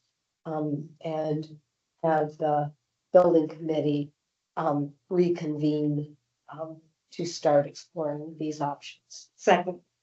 All in favor? Aye. It's also important to add that that will come out of ARPA. And Yeah. these funds, Okay. I will add to the motion that these will come out of ARPA funds. Second, and all in favor? Aye. Okay.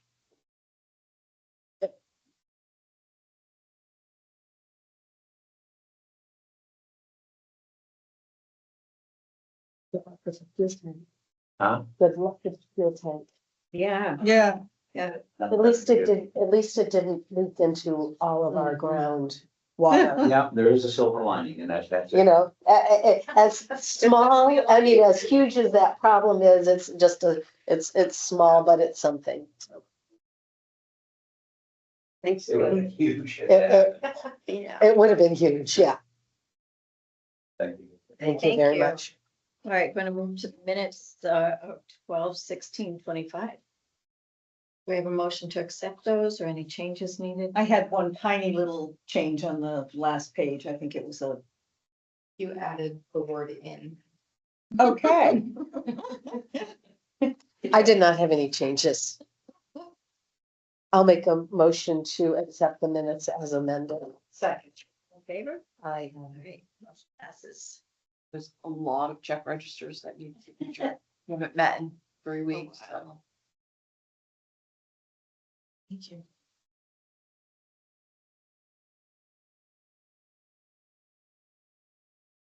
excuse me.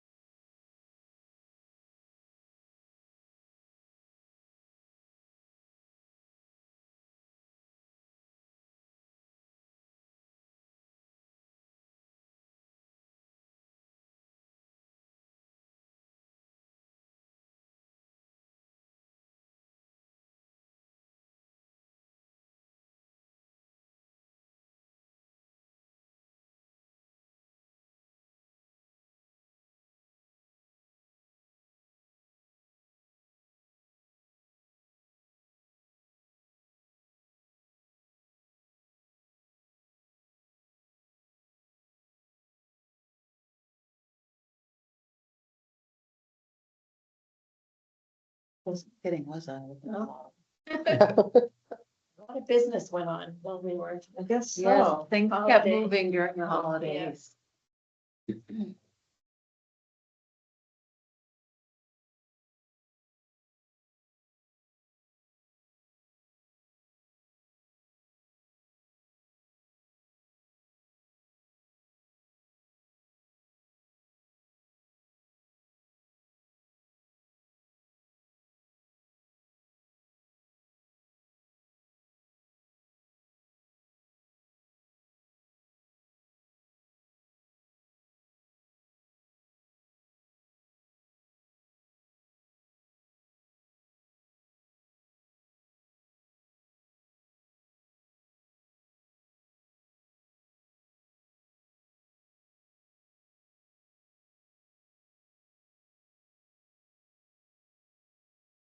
Oh, that federal mileage rate was up to 70 cents a mile. Is that right?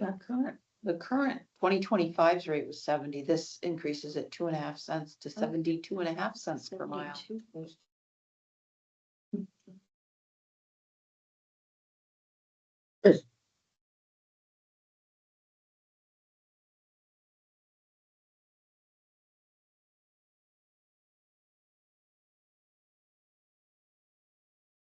And so what, how do we use that for whatever mileage of employees and So typically, it's customary that the commissioners at the beginning of the year set the federal mileage rate to whatever the federal government sets it at for reimbursement purposes for our employees or travel throughout the calendar year. My recommendation would be that you make a motion to set the mileage reimbursement rate at 72.5 cents per mile for 2026. is there any motion for that? Any questions? I'll move that we accept the new federal mileage rate for 2026 at 72.2 cents. 72.5. 72.5. For a second, Second. all in favor? Aye. Motion passes. And we looked at holiday. Yep, I sent you, I think, last night, a list of the holiday listing for 2026. It includes all of our normal holidays, if you will. Oh, shoot. Independence Day is one different. Yeah, and this also doesn't include Election Day, which we need to add on here. Okay. So Right. that would be update. Is it the first Tuesday in November? Yeah, It's gotta be early because the conference is. My office might be the third. It's the third, really? Yeah, it is. Yeah, it is. Yep, it's the third. November 3rd. Why don't you get rid of that calendar? So, and that's a floating holiday. It's not Yep, some people work and some people. it's the option. You have the option, but it is a floating holiday for the county. And Independence Day is the Friday because it falls the 4th. Right, the Falls on a 4th is Saturday and all of our administrative offices will be closed on Friday to celebrate the holiday or observe the holiday or whatever you want to call it. We do the Friday before if it's on Saturday and the Monday after if it's on a Sunday. If people are working, for the people who work on the weekends, do they get do they just get another holiday? What, do they get time and a half, or what happens if someone is working? And doesn't matter if Friday or Saturday, the administrative, but get it on Friday, but like the nursing home staff who has to work on Saturday. Any of our 24/7 facilities observe the holiday on the actual Okay, that legal was my holiday. question. So the way our holiday policy works is anybody who works on a holiday, regardless Yeah. of when it is, Yeah. gets paid double time, Yeah. basically. They get paid holiday worked hours, so they get paid their holiday hours and then they get paid for all hours that they work on the day. So, and that happens regardless Yeah, of what okay. day of the week. That was my the holiday question. falls Thank you. on. Okay, so you need a motion from us to approve that. I do. I will make a motion to approve the holiday list as presented, and with the amendment of the, election day as a floating holiday, which is November 3rd. Second. All in favor? Aye. Motion passes.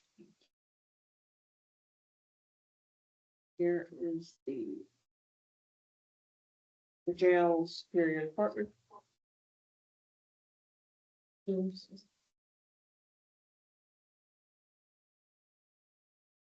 It's the smoke detector in the break room. You must have burned those. As you can see, it's a common occurrence, so nobody's moving, nobody's too afraid. No, when the strobes come on, I was the gonna say, big there's full nothing fire big. alarm goes off, that's a bigger, that's when you should be concerned.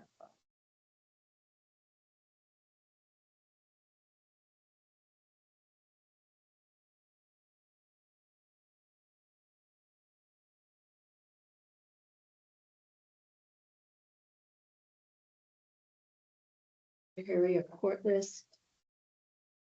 The DRC.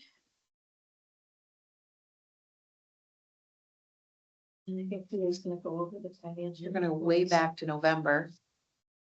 We didn't have them done on the 16th when we met, and, we haven't met since then, so you have, I assume, the November financial reports in your folders still, and,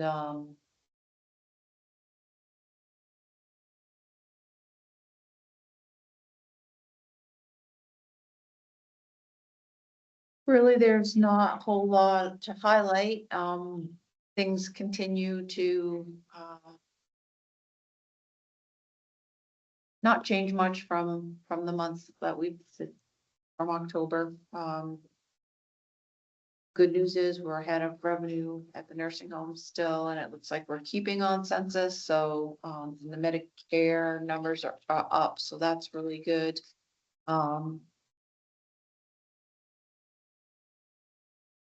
The areas that are below revenue are mostly a timing grants related type of thing. Interest, we're low.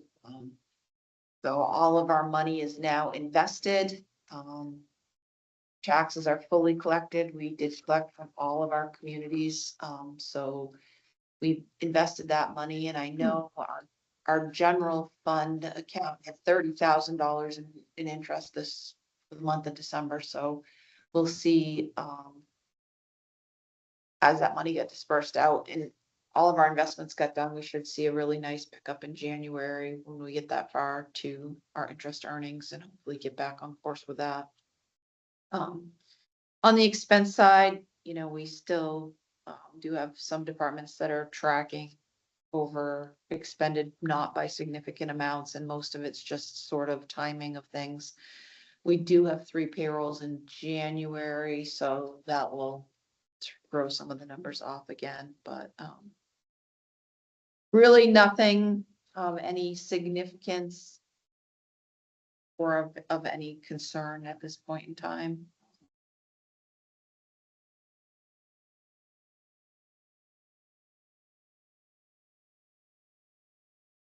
When we do the prorated numbers, we're pretty much on target for revenue and still a little under expended on the expenditures. So, yeah, that's where we're at. Thank you.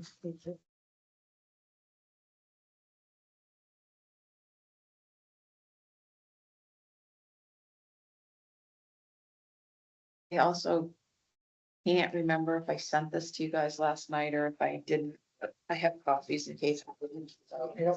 I don't think you do. I don't think you do. This is the monthly report that I do now, just to show you where we're at with the LATCF funds, the ARPA interest funds, and the opioid abatement funds. Most of these accounts, the majority of them don't gain any money per se at this point in time. ARPA interest, we're still earning interest each month. I think last month was like $3,900, so it's obviously not significant, but it's still accumulating some. And The opioid abatement funds obviously will also increase when we get settlements, but we haven't had one for a little bit at this point in time, so. Just going down through the list, the LATCF funds, the balance available is 427,000 and change. The ARPA interest is 277,783 and change. And the opioid abatement funds remain at a little over $312,000. None of those funds have any deadlines associated with them, so.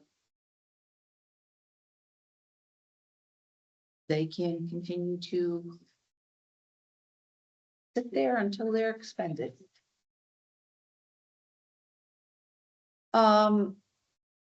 That's really all I have as far as the financial updates go. I did want to just have a quick conversation about the language that we put into the Teamsters union contract in regards to COLA, and asking you to give some thought to adding that language as policy countywide, so that we didn't have, we basically won't ever have to negotiate every year. Right. We would put it in as policy. I think we could put it in as wording to the effect of, if a COLA is authorized this year, it will be based off of this. So you're talking about only the union contracts, the other union? No, I'm contracts, talking you wanna about go across the board? County Employee Council, and proposing it to the UE, who's our other union as well. I was gonna ask about that when we were talking with Tom Clausen, because I thought that I remembered that being said, that if we have that tied to the CPIU for the Teamsters, that it's probably good for a variety of reasons to make it campus-wide. And there are many counties that have Yeah. policies to base their COLAs off, so it's not it's not arbitrary, it's not, it's just. If we agreed to this, I would say to the departments when they do their budgets, this is the CPIU this year. Please prepare your budgets. Makes it easier. It makes it much easier. Yeah. And then the first number you guys get includes everything. So you can think about that for Yeah. a little while, but Can you that's tell us what it is? I didn't. it's 3.03%. 3.03. Okay. We have it capped. No lower than 2, no higher than 4 in the union contract. So if for any reason it fluctuated, substantially either way, we do have a min and a max that we use for language in the union, in the Teamsters contract. So, And this is based on the New England Regional CPI 10-year average. yes.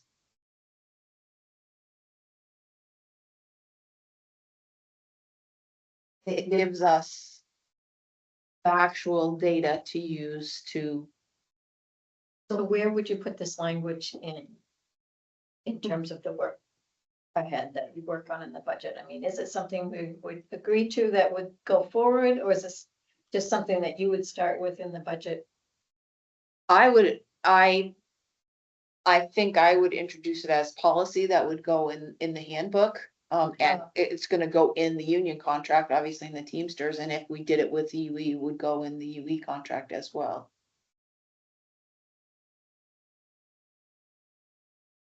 I like the idea because it makes it, uniform across the county. And, it also, I think, will help with budgeting. So, I think it's a good idea, yeah, and I remember that was the comment that was brought up when we first talked about this item being in the Teamsters contract, is that we would want to make it uniform so that all employees feel that they're getting that objective analysis.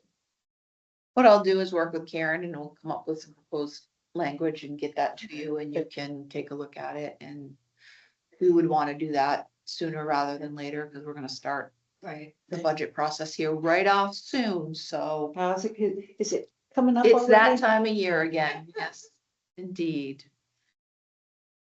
Holidays are behind us, budget's in front of us. There we go.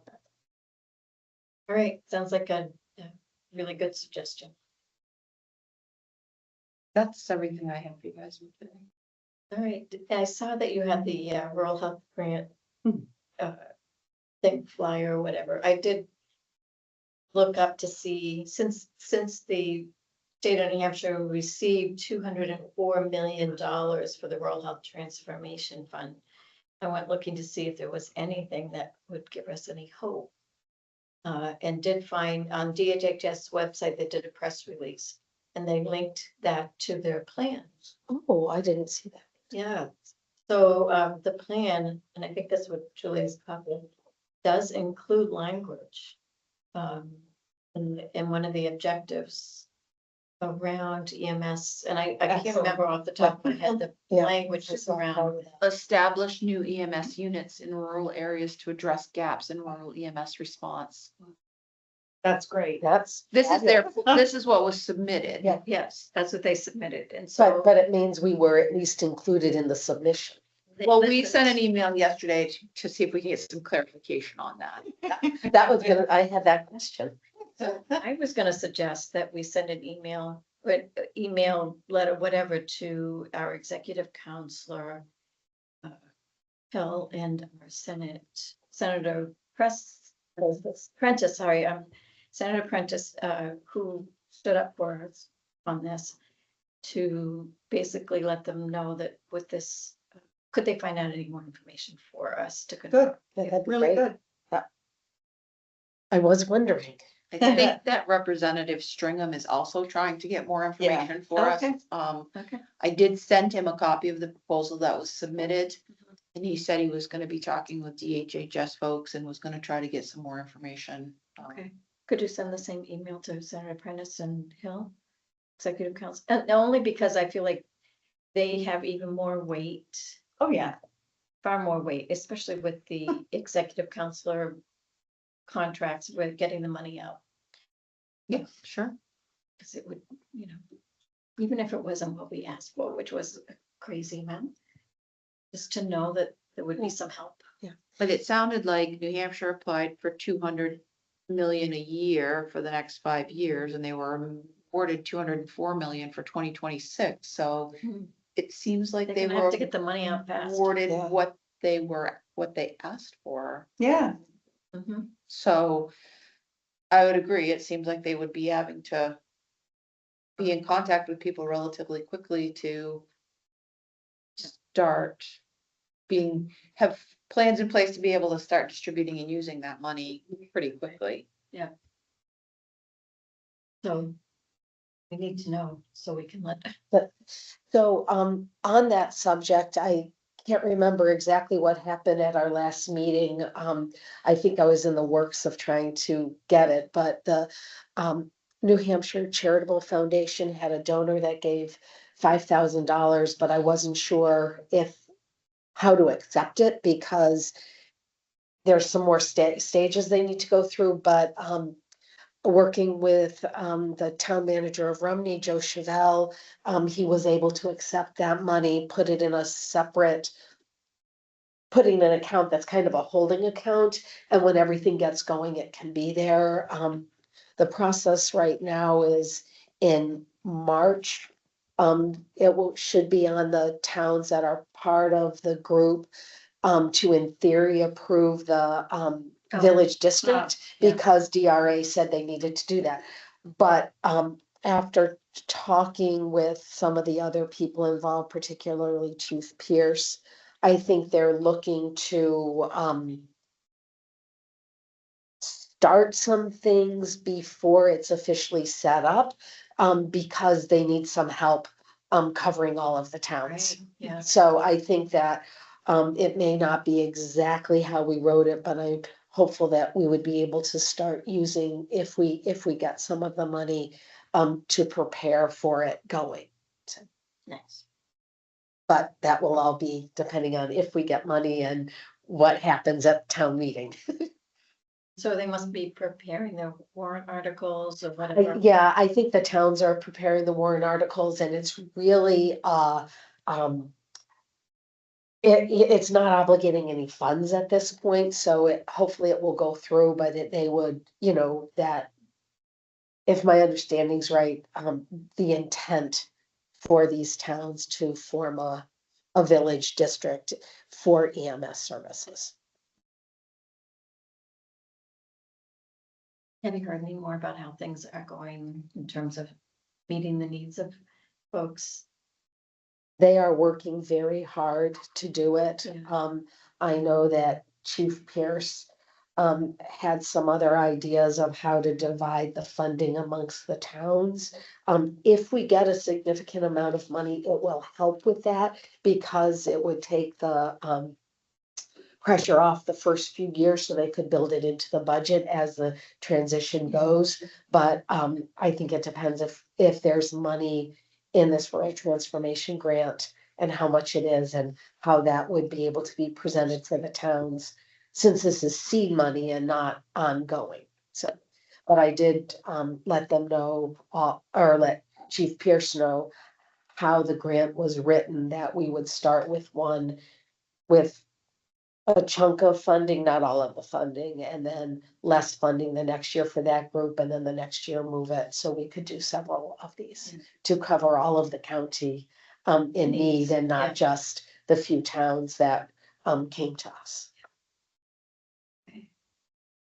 Right, any other commissioner No, issues? thank you. The only thing I'm going to say, and I see she's online, is I had a chance just before Christmas to meet with our new conservation district manager, Laura Sokolowski, and she shared a lot of interesting information, including that there's a webinar series on invasive plants Geez. that is starting this Thursday. It's a our Zoom on Thursday evenings, and if people are interested, you can get the information through the Conservation District, and it sounded like a really great thing, and I signed up for it. Nice. Thank you. Well, I wondered, I was gonna ask if we wanted to put Laura on our agenda.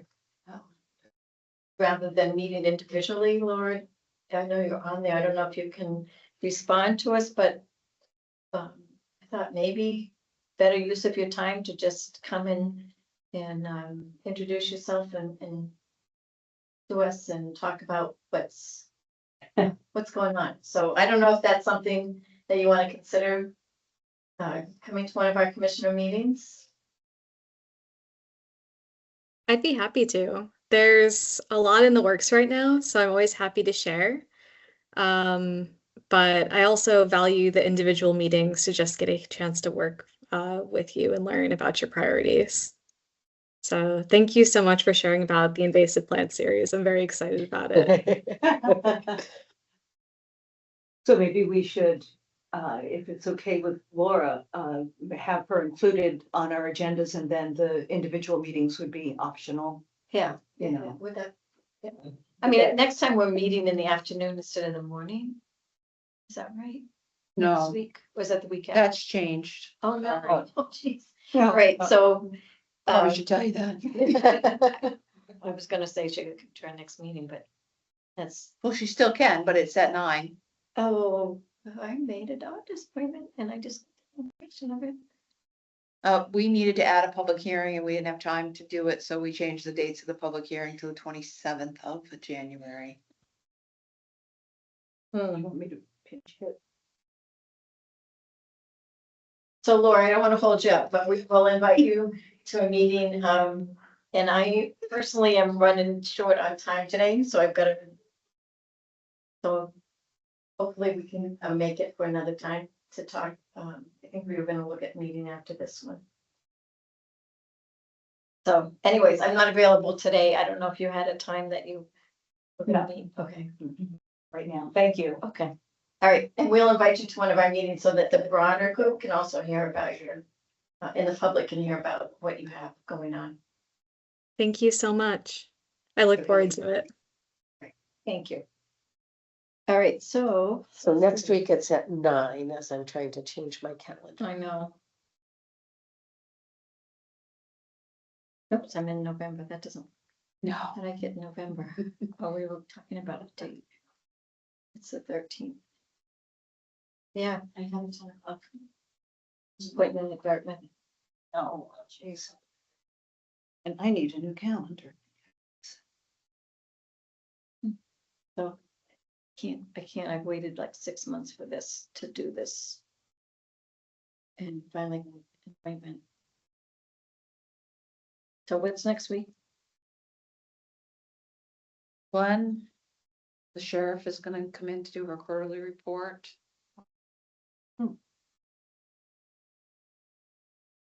All the scheduled appointments that we have at this point in time, And when's the, the 27th. And so we moved that meeting to the afternoon to 2.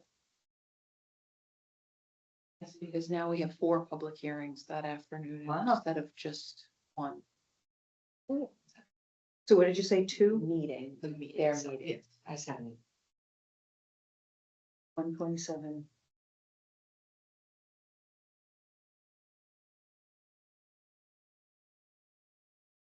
Yes, I got an email from Tracy.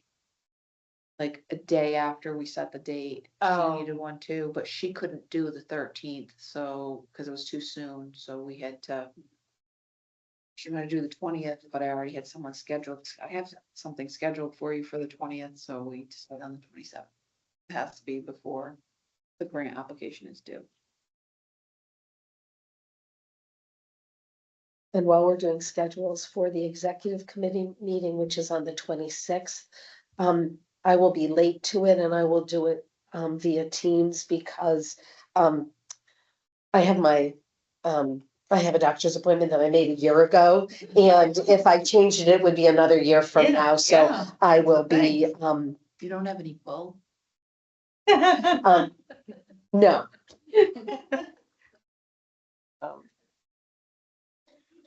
So I will maybe be a little bit late and I will do it from Teams from Plymouth.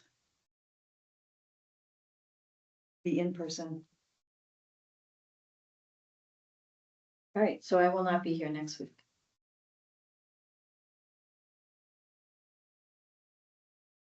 You watch tomorrow, they'll change it.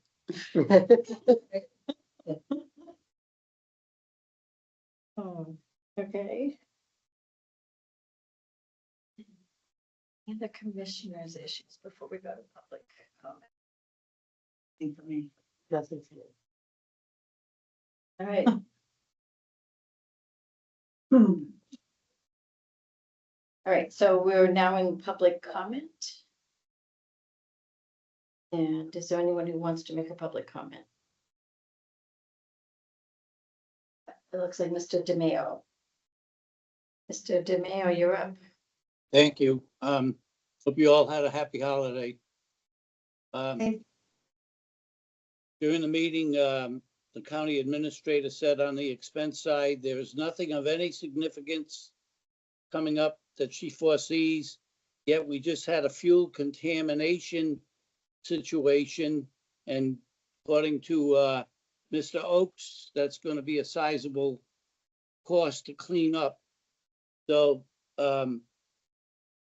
what consideration is being made to change that so that we have some vendor come in and do that transfer of fuels?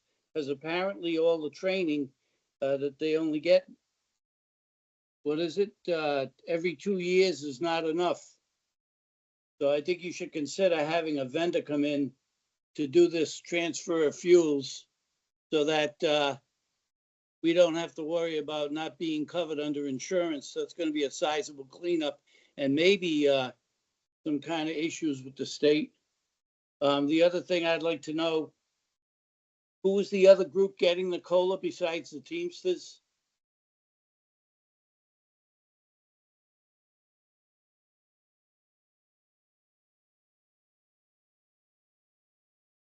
Can you hear me? Yes, Yes, this is time for public comment, Mr. DeMayo. Pardon me? I said it's time for comment and we generally don't answer questions. I Well- think the The minutes, Mr. DeMail, the minutes will have that. Yeah. Clearly, that information cleared up for you, I think. So will that be compounded? Once that's figured into their salary, then it's gonna happen every year. That's gonna be like a 3% compounded COLA. That's quite sizable.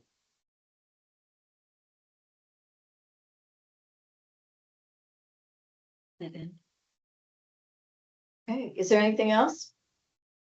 Oh, I could go on, but I've got to look through all my notes. Okay, you have a minute left if you want to add anything.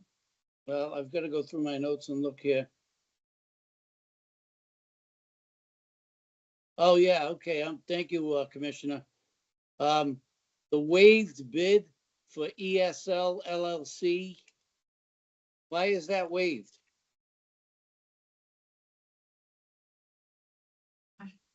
That We're talking about Miss Labori mentioned that. Yeah. Waived bid for the ESL door. LLC, The door security, yeah. the And, door security that they have done all the other door securities. Right. Yeah, Sorry, I just didn't hear the question. Yeah. So this is gonna sound strange. We've had a lot of, over the holidays, as you well, I'm sure, are all well aware, a lot of fraud going on in Minnesota regarding federal grant money. Do we ever look into our grant money and the recipients and find out if there's any fraud there?